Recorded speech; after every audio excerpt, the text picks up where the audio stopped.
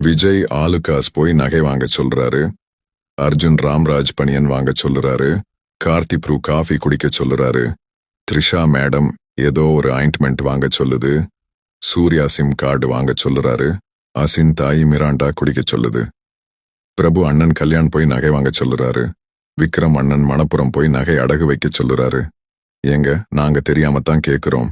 எல்லாரும் செலவு செய்யத்தான் யோசனை சொல்லுறீங்களே ஒழிய யாராவது ஒரு ஆள் இப்படித்தாங்க சம்பாதிக்கணும்னு வழி சொல்லுறீங்களா? முதலில் காசு வருவதற்கு வழி சொல்லுங்க, அப்புறம் செலவு செய்வதற்கு வழி சொல்லலாம். அனைவருக்கும் வணக்கம். இதுக்கு முன்னாடி உள்ள வாய்ஸ் கேட்டிருந்தீங்கன்னா, எல்லா ஸ்டாரும் நம்மளை செலவு பண்ண வைக்கிறாங்க. நம்ம செலவு பண்ணால் தான் அவங்களுக்கு இன்கம். அவங்களுக்கு கோடிக்கணக்கில் சம்பாதிக்கணும்னா நம்மளை செலவு பண்ண தான் சொல்லுவாங்க. ஆனால் நான் சொல்கிறேன், நம்ம செலவு பண்ணுற காசை வச்சு நம்மளும் ஒரு லட்சக்கணக்கில் சம்பாதிக்கலாம், கோடிக்கணக்கில் சம்பாரிச்சிக்கிட்டு இருக்காங்க, நம்மளும் சம்பாதிக்க முடியும் அப்படின்னு சொன்னால் யாரும் நம்ப மாட்டீங்க. அது ஆள் சேர்க்குற வேலை, இது சரியாகாது, இவங்களுக்கு ஒரு வேலை இல்லை, இப்படியே சொல்லிக்கிட்டு இருக்கவங்க சொல்லிக்கிட்டே தான் இருக்கிறாங்க. ஆனால் அது என்னன்னு பார்த்து நம்மளும் செய்யலாம்னு நினச்சி செய்கிறவங்க லட்சக்கணக்கில் சம்பாரிச்சிக்கிட்டு தான் இருக்காங்க. அது என்ன துறைன்னு பார்த்திங்கன்னா, நெட்வொர்க் மார்க்கெட்டிங் துறை. நான் ப்ரொவேதா ப்ரைவேட் லிமிடெட் கம்பெனியில் நான் ஜாயின் பண்ணி ஒர்க் பண்ணிகிட்ருக்கேன்.